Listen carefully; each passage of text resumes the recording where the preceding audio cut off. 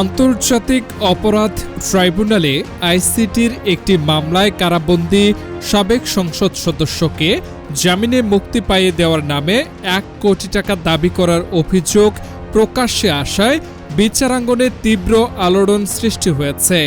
ঘটনাটি সামনে আসার পর আন্তর্জাতিক অপরাধ ট্রাইব্যুনালের বিচার প্রক্রিয়ার স্বচ্ছতা ও বিশ্বাসযোগ্যতা নিয়ে নতুন করে প্রশ্ন উঠেছে।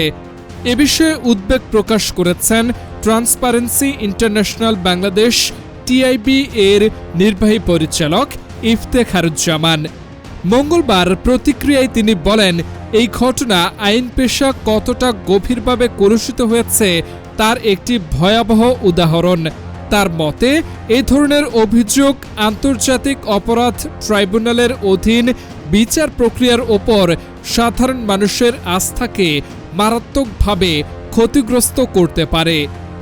জুলাই গণঅভ্যুত্থানের সময় চট্টগ্রাম শহরে সংঘটিত মানবতা বিরোধী অপরাধের একটি মামলার আসামি এবিএম ফজলে করিম চৌধুরী।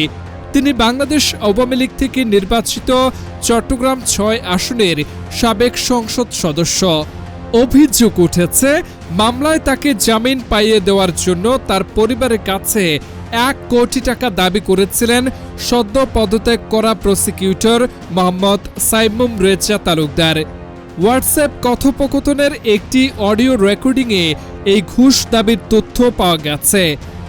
রেকর্ডিংগুলো সংগ্রহ করেছে প্রথম আলো এবং নেত্র নিউজ। যাচাই বাছাই শেষে মঙ্গলবার ২ গণমাধ্যম একটি যৌথ অনুসন্ধানী প্রতিবেদন প্রকাশ করেছে, যা প্রকাশের পর থেকেই দেশ জুড়ে ব্যাপক আলোচনা শুরু হয়েছে।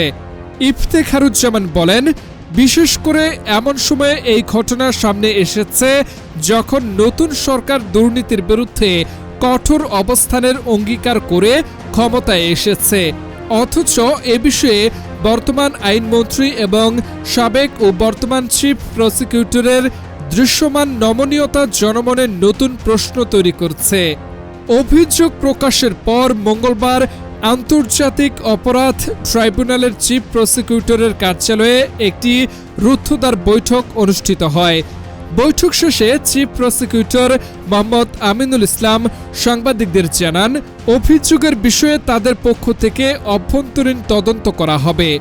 তবে টিআইবির নির্বাহী পরিচালক মনে করেন, কেবল অভ্যন্তরীণ তদন্তে বিষয়টির পূর্ণ সত্য উদ্ঘাটন সম্ভব নয়। তার মতে, এত গুরুত্বপূর্ণ প্রতিষ্ঠানে এমন গুরুতর অভিযোগ উঠলে সম্পূর্ণ নিরপেক্ষ ও প্রভাবমুক্ত বিচারিক তদন্ত জরুরি। একই সঙ্গে সরকারের সর্বোচ্চ পর্যায় থেকে দুর্নীতির বিরুদ্ধে কঠোর বার্তা দেওয়ারও আহ্বান জানিয়েছেন তিনি।